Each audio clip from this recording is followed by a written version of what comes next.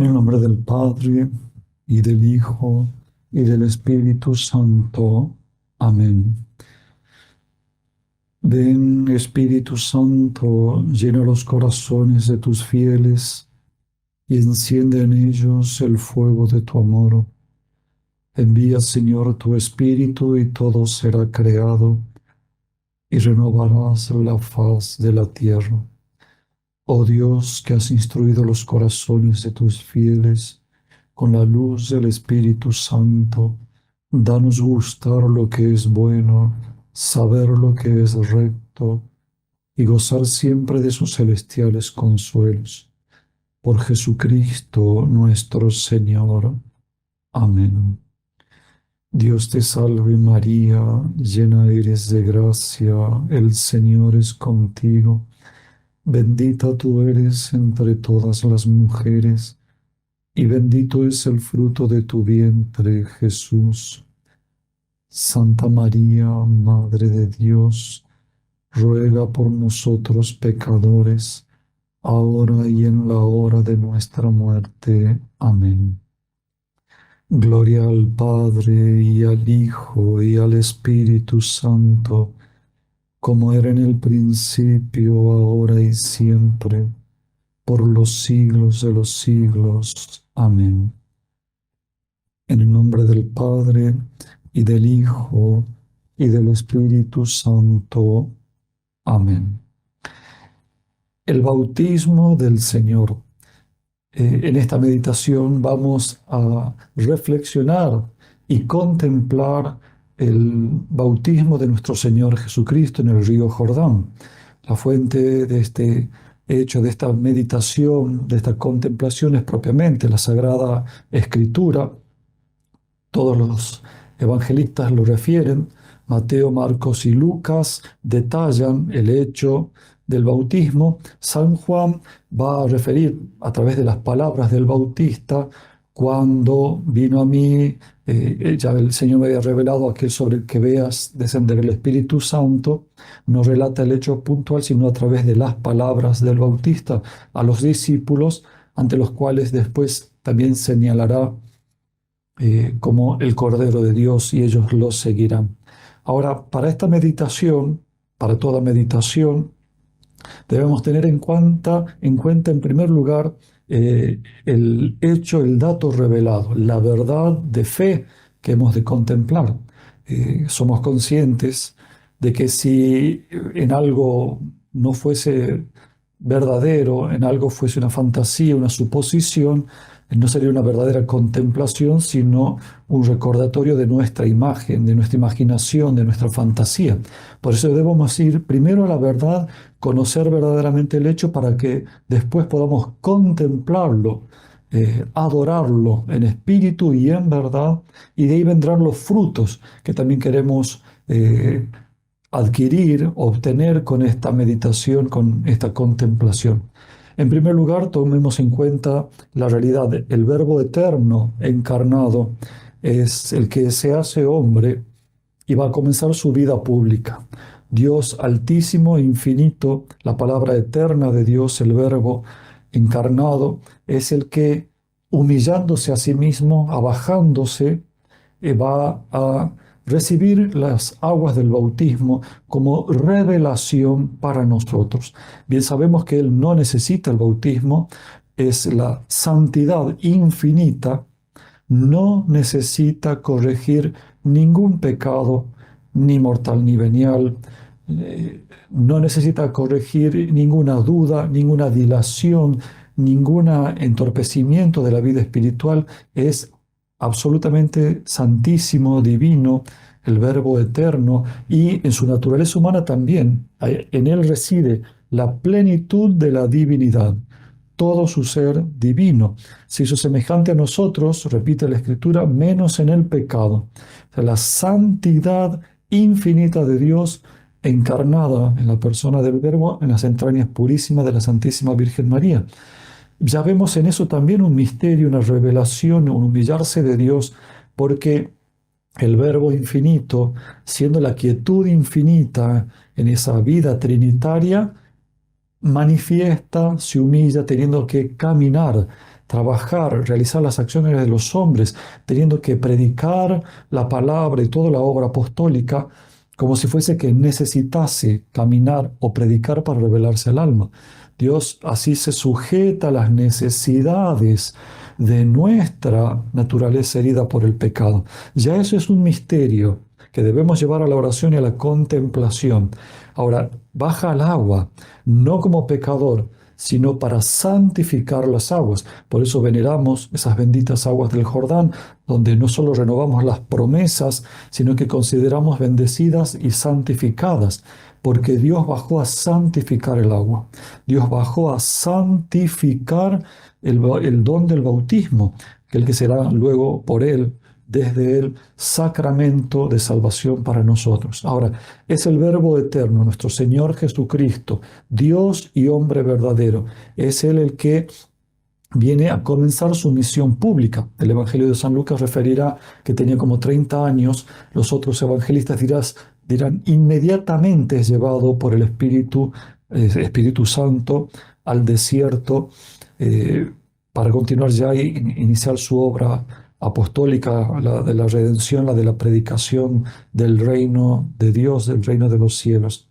Ahora, nuestro Señor Jesucristo, como decíamos, ha venido por nosotros.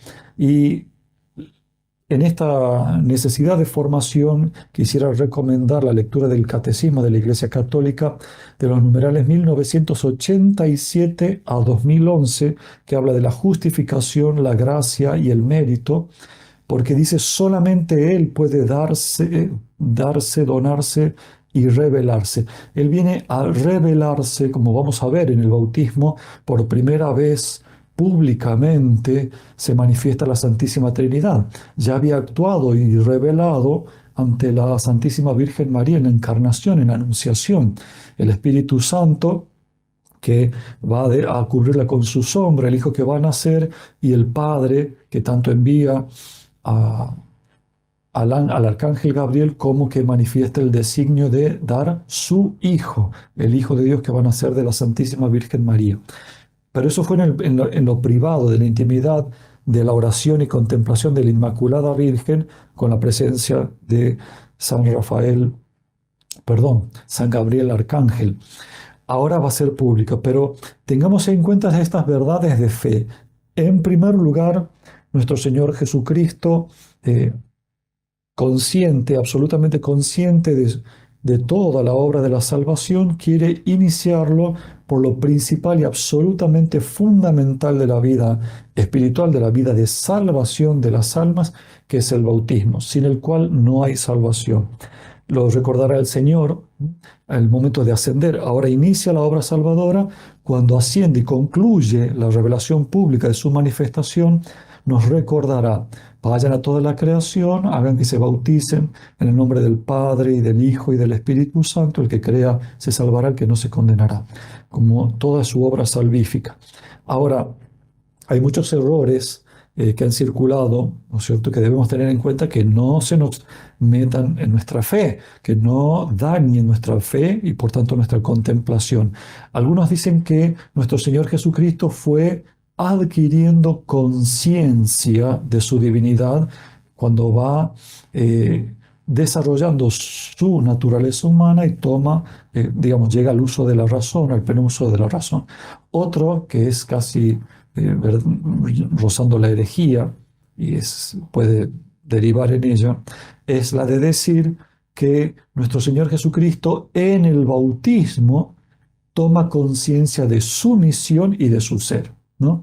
Los autores tomistas, por supuesto, aclaran que Cristo no es un profeta y mucho menos un autómata que desarrolló toda su vida hasta los 30 años y recién toma conciencia de quién es. No, lo dirá ya en el templo: la casa de mi Padre, no sabías que debía estar en la casa de mi Padre, más todo lo que ya sabemos de la divina revelación. Entonces, él ya sabe, él ve, él es su propia esencia divina, ve el rostro de su Padre, goza de esa, llamamos, visión beatífica.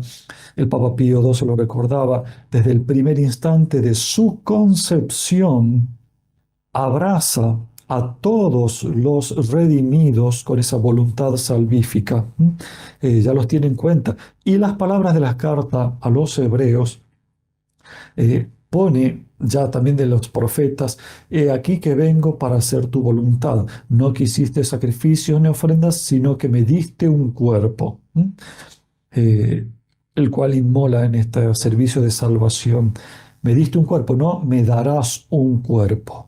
Esa conciencia absoluta de cara al Padre es desde el primer instante de su concepción.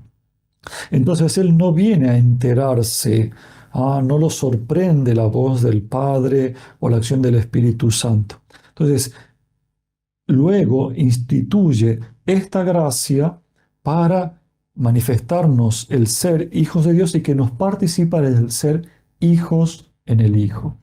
Es decir, nos va a dar a través del bautismo la vida divina. Por eso es verdaderamente ya como obra de la gracia una apertura a todo el misterio salvífico con una clave absoluta. No va a ser la bondad, las virtudes, sino el ser hijos de Dios, esta manifestación trinitaria para decirnos que nos hace hijos en el Hijo, el cual será amado, revelado por el Padre y también por la acción del Espíritu Santo que descenderá sobre él. Esto es clave. ¿Por qué? Porque solo por el bautismo somos hijos de Dios.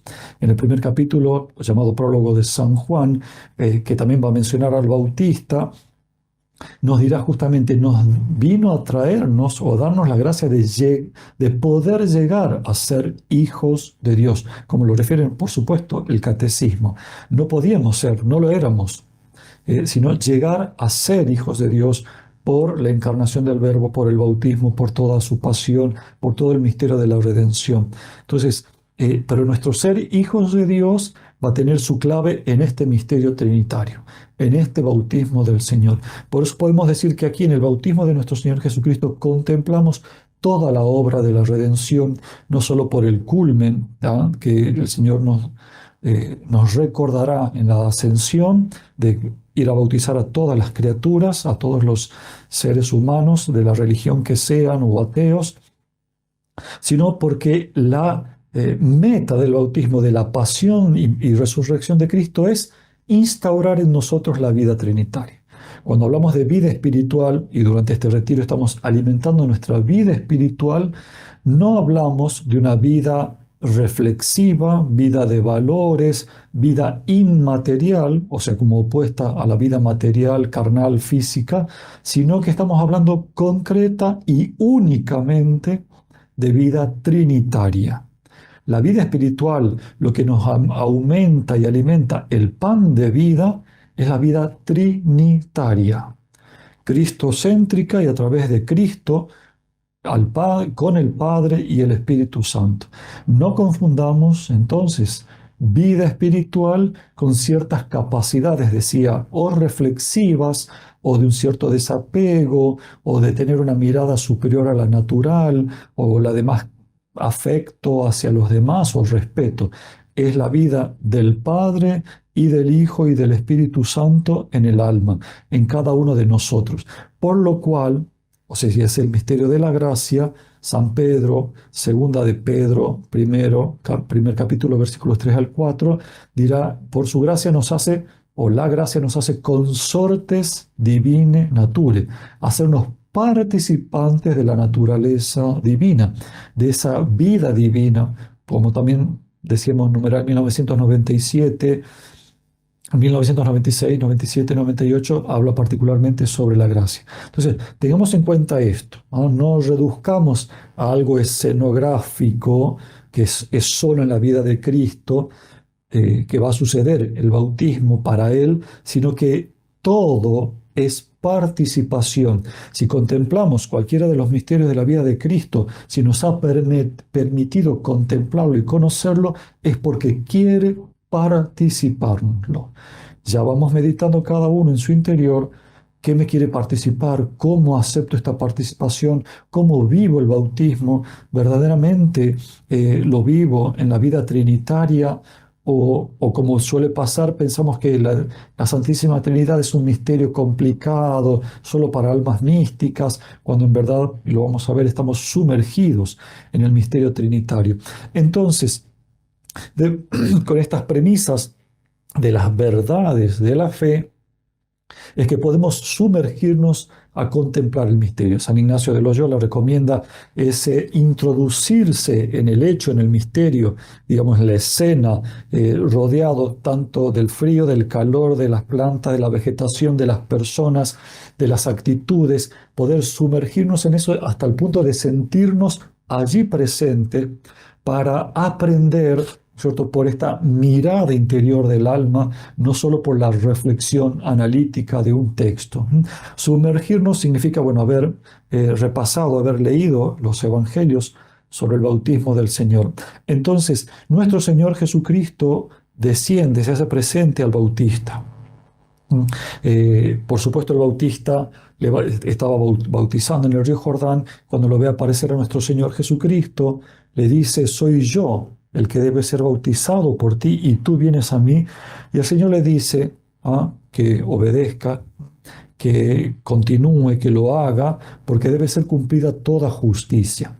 La justicia es la nuestra, la que debemos recibir.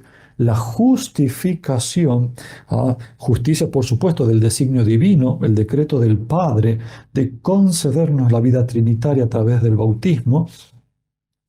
Y entonces el Señor viene a obedecer y obedecer hasta la muerte y muerte en cruz. Y no como una imposición externa, sino amando exactamente eso, ese don, esa entrega en la cruz, esta humillación. Ama lo que el Padre ama, ama lo que el Espíritu Santo ama. Son un solo Dios. Entonces el Señor recibe humildemente el bautismo, aunque no lo necesitaba. El Señor se sumerge en el agua, el Bautista le infunde el agua. Podemos también servirnos de la contemplación de algunos místicos, de las visiones de algunos místicos. Por ejemplo, también entre otros, la beata Catalina Emmerich, ella refiere el hecho y cómo, siguiendo el Evangelio, por supuesto, no en contradicción, cuando el Señor sale del agua, o sea, habiendo recibido este bautismo de penitencia, de signo, manifiesta cómo el Espíritu Santo desciende sobre nuestro Señor Jesucristo como una paloma, y se escucha la voz del Padre que dice: este es mi Hijo amado, en quien tengo mi complacencia. Un detalle para la contemplación es comprender este hecho. No desciende un animal, una paloma, desciende el Espíritu Santo, y dice como paloma, a la manera de una paloma, otro con forma material de una paloma.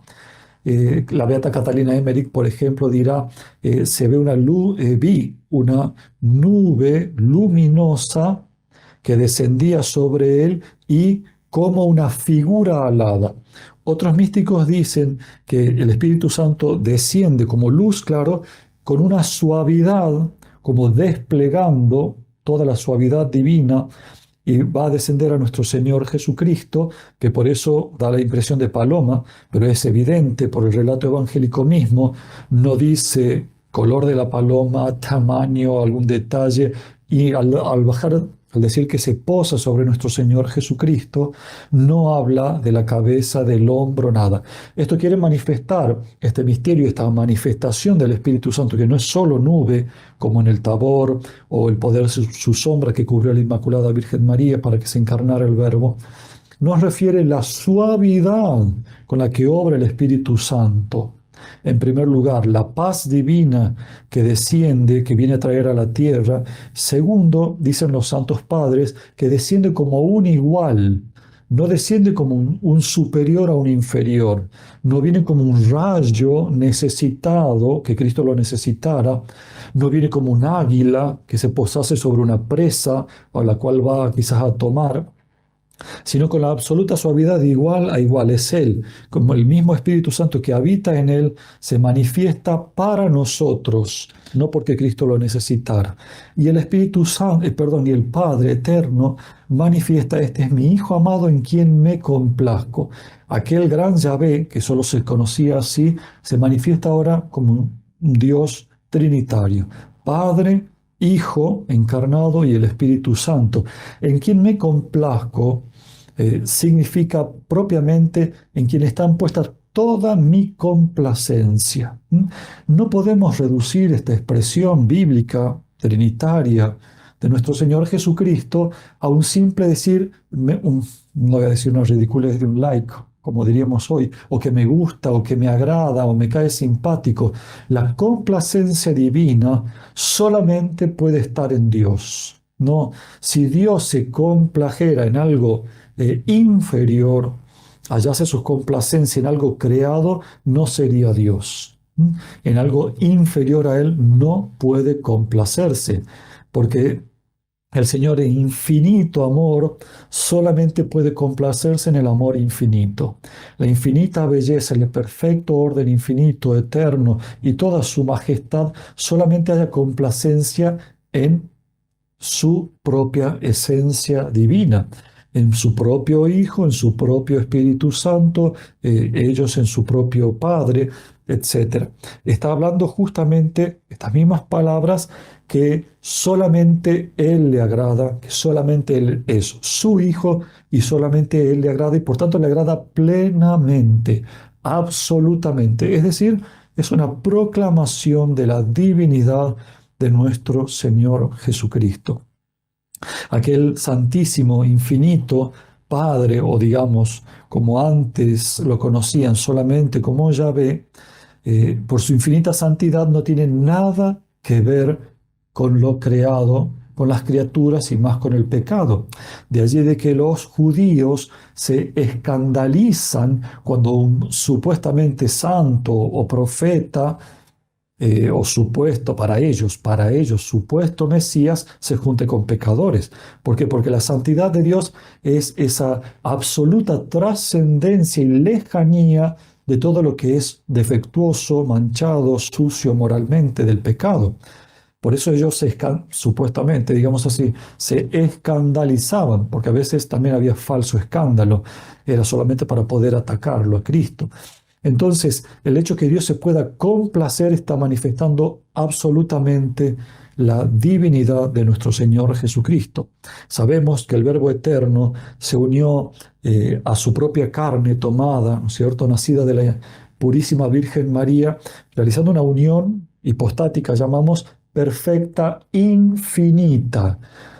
El Señor no viene a habitar en un envase, digamos así, de la naturaleza humana, sino que se une estrechísima e infinitamente a la naturaleza humana, divinizándola a tal punto que podemos, y lo hacemos, adorar su cuerpo, su sangre, su rostro, incluso sus llagas. Si no se hubiese unido infinitamente a su naturaleza humana, tomada de la Virgen María, no podríamos adorar su cuerpo. Adoraríamos solamente su divinidad. Y con esto hablo de la Eucaristía, sus llagas, todo lo que adoramos, porque todo es adorable en nuestro Señor Jesucristo. Ahora, volvamos a este hecho, que debemos llevarlo al silencio, al interior de nuestras almas, como contemplarlo allí, ver la infinita majestad de esta Trinidad, de este Espíritu Santo, o dicho paloma mística, es decir, que desciende con luz, que desciende con la suavidad, que viene a envolver como un igual a nuestro Señor Jesucristo, la voz del Padre que estremece de temor santo y de gozo, tanto al Bautista como aquellos que ya esperaban al Mesías anunciado por el Bautista, aquellos que vieron la santidad del Bautista, aquellos que tuvieron miedo a sus advertencias, porque uno de los evangelios decía que justamente estaba advirtiéndoles a los judíos y fariseos que eran razas de víboras, quien les ha enseñado a huir de la ira venidera, etc. Ver que de repente exulta de gozo el Bautista, después de este acto de humildad, de tener que él mismo bautizar al Mesías, al ungido del Señor, al Cordero, como él señalará ya al Cordero, porque ha venido para ser Cordero y morir en la cruz. Entonces, nosotros tenemos que quedarnos con este hecho. Aquí ya está, podríamos decir así, todo el misterio revelado, todo el plan salvífico, todo lo que el Señor realizará con el misterio pascual de muerte, pasión, muerte y resurrección, ascensión al cielo, está aquí. Revelarnos para donarnos su vida trinitaria. O sea, cuán inmenso es el amor de Dios que no nos ha dado una vida espiritual, digamos, como hoy se piensa, tan superficial, una especie de energía o capacidades inmateriales, reflexivas, o de aquietamiento, de relajación, de respiración, y otras cosas que vienen sobre todo de influencia oriental, budista, hinduista, ese tipo de cosas. No, eso no es vida espiritual, es su propia vida divina participada en nosotros. El que cumpla mis mandamientos me amará y será amado por mi Padre, y vendremos a Él y habitaremos en Él. Consortes divini nature, participantes de la naturaleza divina, de la vida divina propiamente. Es ese infinito amor de Dios que quiere habitar entre nosotros, el Emmanuel. Esa es la vida espiritual. La vida espiritual es Cristo y por Él el Padre y el Espíritu Santo. Dirá San Pablo, para mí la vida es Cristo. Por eso pensemos cuál es nuestra vida espiritual. A veces nos ofuscamos en un defecto, en una lucha, o pensamos que nuestra santidad es rezar mucho, mortificarse mucho o hacer mucho apostolado. No, no, no. La vida espiritual es Cristo, es mi amor a Jesucristo, es vivir esta vida trinitaria, es sumergirme en el amor de la Santísima Trinidad. No podemos olvidar, descuidar o dejar a un costado de nuestra vida interior la vida trinitaria. Todo, de hecho, lo hacemos. Por eso, los frutos de esta meditación, de comprender el amor infinito que Dios nos tiene y que nos quiere participar, es sumergirnos cada vez más en la vida trinitaria, que significa también actos propios de amor al Padre y al Espíritu Santo. Algunas personas parece hasta que le rezan el Padre Nuestro a nuestro Señor Jesucristo. Bueno, por falta de formación, por supuesto. Es decir, nosotros tenemos que comprender que verdaderamente somos templos de la Santísima Trinidad. ¿Qué se desprende de esta meditación? En primer lugar, absolutamente, si bien vamos a ir al lado positivo de esa contemplación, en primer lugar, un odio incontenible al pecado. Incontenible al pecado, no a los pecadores o a nosotros como pecadores. Odio al pecado. El pecado se llama mortal, cuando es mortal, por supuesto, justamente porque mata mi alma al expulsar a la Santísima Trinidad de mi alma. La peor desgracia que un bautizado puede cometer es pecar. Por eso los santos nos dirán, como Santo Domingo Sabio, morir antes que pecar. Y muchas madres de fe, que hoy hay muy poca fe lamentablemente entre los católicos, como nuestro Señor dice, cuando el Hijo del Hombre venga, encontrará fe sobre la tierra. Antes era muy frecuente escuchar a una madre decir, prefiero ver a mi hijo muerto que en pecado mortal. Hoy parece que somos más astutos que las personas que tenían fe y decimos, no, total, mi hijo se puede confesar después, etcétera. Podemos abusar de la misericordia divina. Sin embargo, tenemos grandes ejemplos de los santos. La misma imagen de San Expedito. El demonio le decía mañana, convertite mañana o sé mártir mañana. Y él dice, hoy, yo no voy a abusar de la misericordia divina. El hecho de que Dios sea bueno me hace amarlo más y odiar el ofenderlo y no posponer la confesión y no posponer mi conversión para mañana porque Él sea bueno. Esa falsa acusación del demonio que te dice, no tengas miedo, que Dios es tan malo que te va a hacer morir esta noche para que mueras en pecado mortal. No, no, eso es una mirada carnal que mira la comodidad del alma, no al amor de Dios, al aborrecimiento del pecado. Entonces, el pecado es lo que el Señor viene a destruir, a pagar con su pasión, a liberarnos de la muerte del pecado que destruye la vida trinitaria. Por eso, si hay algo que más odie el demonio, es la gracia, la vida de la gracia, la oración, que ya es una gracia y que nos acerca a la vida de la gracia. Si estamos en pecado, para obtener, ¿no es cierto?, la gracia de la conversión, y si ya estamos en estado de gracia, ya estamos en comunión por la gracia santificante, con la Santísima Trinidad, esa oración es relación con la Trinidad, es unión con la Trinidad. Por eso, el demonio puede darnos riqueza, bienestar, cierto grado de salud en cuanto a retraer los síntomas de alguna enfermedad, porque no es dueño de la vida. Puede darnos fama, éxito, mucho éxito, mientras nos tenga en pecado mortal o nos esté llevando al pecado mortal. O sea, lo que destruye la vida espiritual y nos lleva a la condenación eterna, la que desprecie esta vida trinitaria, es el pecado mortal. Por eso, verdaderamente, si queremos vivir, ser templos del Espíritu Santo, dicen los santos, no podemos ser templos del pecado, ni uno solo, porque si es mortal, ya ha despreciado voluntaria y decididamente la vida trinitaria, la vida bautismal en nosotros. En segundo lugar, como fruto de esta meditación, de este sumergirnos en ese infinito amor de Dios, es vivir en la Trinidad. La Iglesia Católica ya lo ha realizado, no es un invento nuestro ni es un propósito de esta meditación, pero no tomamos conciencia, no lo gozamos, no hacemos que esto se infunda en nuestra vida. Por tanto, todo lo que hacemos, la oración, a veces el trabajo, todo lo que hacemos, lo hacemos en nombre de la Trinidad y parece que no nos damos cuenta. O terminado, nos olvidamos. Por eso es fundamental que, aunque sea una vez al día, con mucha tranquilidad, mucha quietud, con mucha paz interior, hagamos la señal de la cruz con toda conciencia y muy lentamente. Es decir, ser consciente que estoy haciendo esto, lo voy a hacer con decidida voluntad de hacerlo en el nombre del Padre y del Hijo, y pensar en el Hijo, contemplar al Padre, contemplar al Hijo, y del Espíritu Santo.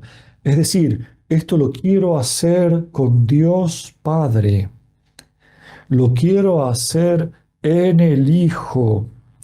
Lo quiero hacer movido por el Espíritu Santo. Es más, para que no asociemos con la rutina y el ejercicio y el movimiento material, que es santísimo, por supuesto, hacerlo así, sin las manos, para entender esto, en el nombre del Padre y del Hijo y del Espíritu Santo, es decir, del único verdadero Dios. Pero por supuesto que la señal de la cruz es la cruz, como van a meditar luego, es la plenitud de la revelación trinitaria.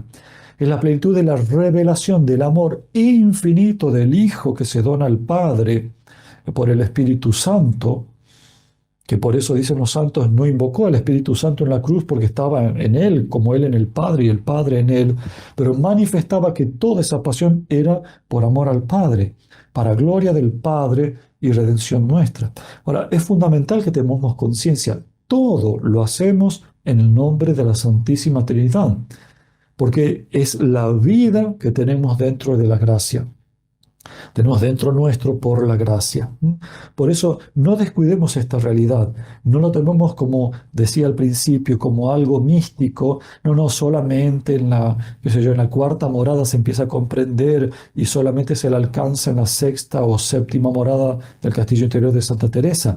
Debemos vivir de esa manera. Es verdad que San Ignacio de Loyola, ya años antes de su muerte, con una total transformación en Cristo por la gracia, por la vida trinitaria bautismal, llegó un momento que no podía hacer ni siquiera la señal de la cruz, porque el solo empezar a hacer la señal de la Santa Cruz ya quedaba en éxtasis.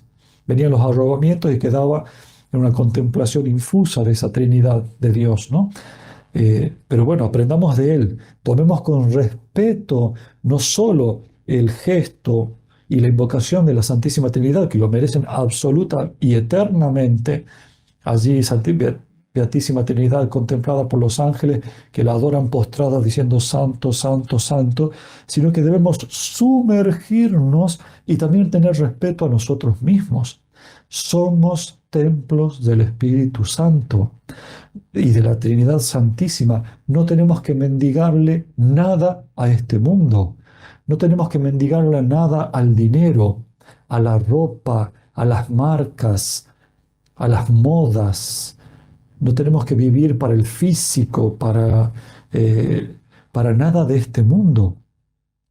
Hablando sobre la filiación divina, hay una anécdota no recuerdo bien el libro que le había leído, una reina o asume una reina que maltrataba, o rey, no importa, maltrataba a los súbditos, perdón, era la princesa, perdón, era la princesa.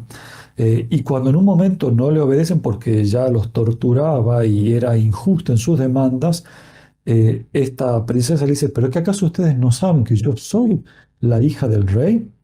Como diciendo, puedo todo contra ustedes, ahí merezco todo de ustedes. Y este súbdito que era bautizado le dice, ¿acaso usted no sabe que yo soy hijo de Dios?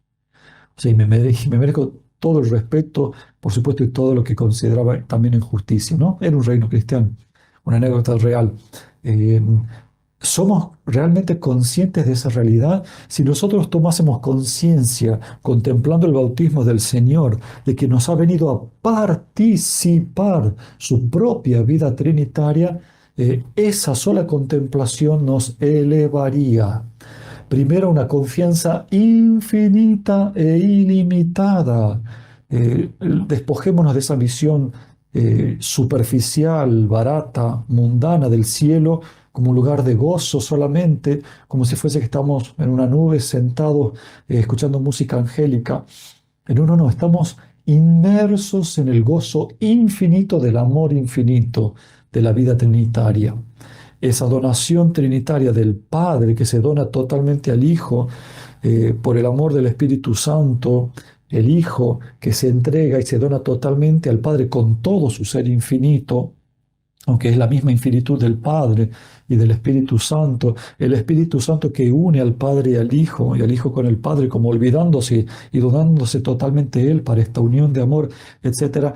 Eso es, esa donación de amor, esa vida trinitaria de amor, es lo que se nos va a dar a nosotros y lo que va a originar el gozo infinito, la luz infinita, esa alegría perpetua, esa comunión de los santos por esa vida trinitaria. Bueno, no es el tema propiamente de la bienaventuranza eterna, pero todo eso está ahora donado y revelado, perdón, revelado en primer lugar en el bautismo del Señor, aun cuando nuestro Señor comenzará su vida pública en toda la humillación de la sencillez humana, volverá a caminar, a padecer hambre, frío, sed en el desierto y todas las humillaciones a las que se va a sujetar. También esa vida plenitud, esa vida trinitaria que ya estaba en María, fue oculta y perfectísima, como ninguna otra criatura ni toda la iglesia junta alcanzará, la desarrolló y la vivió en plenitud en Nazaret, en la vida oculta, limpiando, cocinando, cociendo, en la vida, por supuesto, con San José y con el Verbo eterno encarnado, nuestro Señor Jesucristo, creciendo, viviendo su adolescencia y demás. Por eso, recordemos esto, digo, el verdadero fruto va a ser una confianza infinita en el amor que Dios nos tiene porque quiere darnos esta vida trinitaria suya propia, el gozo, la dignidad, la elevación. Se seguirán muchísimos frutos. Pidamos entonces que el Espíritu Santo nos revele, así como ha descendido sobre nuestro Señor Jesucristo en el bautismo, nos revele este dulcísimo misterio que vamos a contemplar en este retiro, en los misterios luminosos, en la fiesta del bautismo del Señor y permanentemente por nuestra vida bautismal. Allí comienza todo, allí está todo el amor de Dios revelado que nos será donado totalmente con el misterio pascual y en la plenitud de la vida celestial. Pongamos entonces propósitos muy concretos, el Señor les inspirará a cada uno de ustedes, propósitos muy concretos para ser conscientes de la vida trinitaria, para honrar a la Santísima Trinidad, para vivir como templos del Espíritu Santo y que no puede haber un deseo mayor que esa vida trinitaria, que no se nos metan, no se nos mezclen ideas confusas sobre la vida espiritual, sino todo lo que sea para creer, amar y esperar más al Padre, al Hijo y al Espíritu Santo. Concluyamos con una oración. En el nombre del Padre y del Hijo y del Espíritu Santo. Amén. Te damos gracias, Señor, por los buenos propósitos, afectos e inspiraciones que nos has comunicado en este tiempo de reflexión, te pedimos tu ayuda para ponerlos por obra. Por Jesucristo nuestro Señor. Amén. En el nombre del Padre, y del Hijo, y del Espíritu Santo. Amén.